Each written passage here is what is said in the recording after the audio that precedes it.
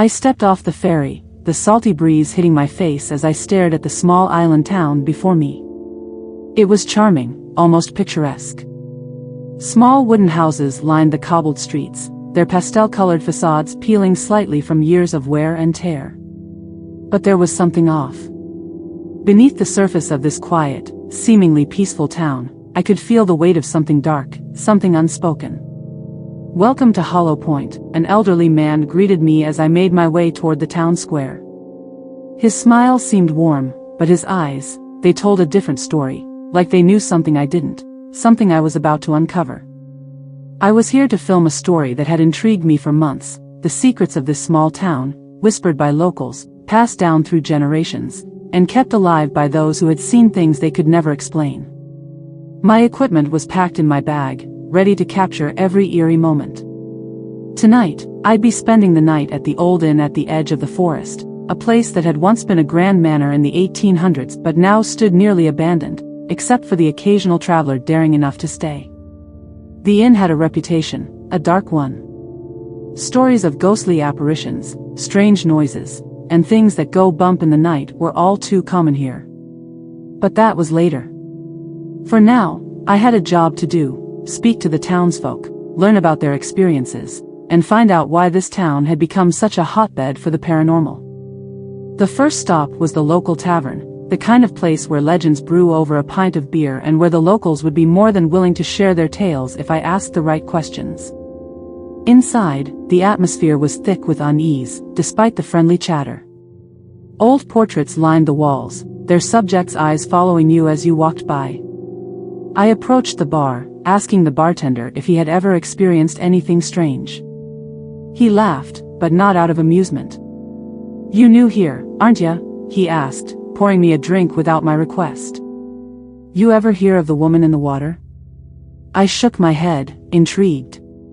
Back in the day, this town wasn't always so quiet. There was a young woman, Maria, who used to live by the shore. She was beautiful, but troubled. They say she fell in love with the wrong man, a sailor who never came back for her.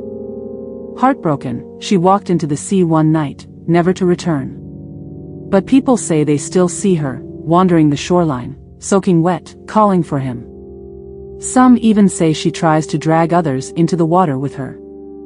I felt a chill creep up my spine as he spoke. This wasn't just a story to him, it was something he believed, something real. As I left the tavern, I couldn't shake the image of Maria, her forlorn figure pacing the rocky shore, waiting for someone who would never return. But I was here to see things for myself. My next stop was an old abandoned church at the far end of town. This place had been the center of strange occurrences for decades, mysterious lights seen from within, ghostly voices during midnight masses long after the church was closed. I knew I had to go inside, despite the warnings of the locals who told me to stay far away. The door creaked open, and the stale air hit me instantly. Dust covered every surface, and the wooden pews were in shambles. But as I set up my camera to record, something strange happened. The temperature dropped. My breath turned visible in the cold air, even though it was the middle of summer.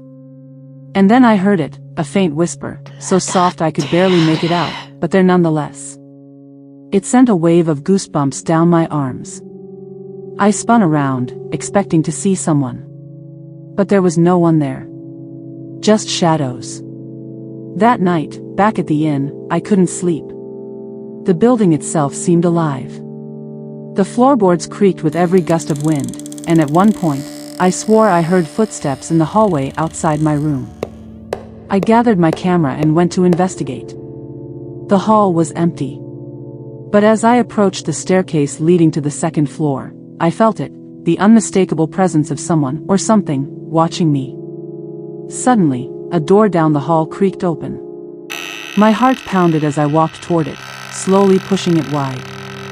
The room was barren, except for an old mirror propped up against the far wall. I moved closer, and as I looked into the glass, I froze. Behind me, in the reflection, stood a figure. It was a woman, her hair tangled and wet, her eyes hollow, staring at me with a haunting intensity. I spun around, but the room was empty. My breath quickened as I stepped back from the mirror, but the woman remained in the reflection, as if trapped inside. I ran. Out of the room, down the stairs, into the cold night air. The locals had warned me, but I hadn't listened. The haunting of Hollow Point was more than just stories told to scare off tourists. This town was alive with secrets, dark ones, and I had only just begun to uncover them. As I boarded the ferry the next day, I felt the weight of the town still clinging to me. The footage I captured would tell a story, a chilling, unbelievable story. But even with all the evidence, I knew there was more, much more, hidden beneath the surface of this quiet island town. And I couldn't shake the feeling that, one day, it would call me back. For now, though, I had what I came for, a tale of haunting secrets that no one would believe, until they experienced them for themselves.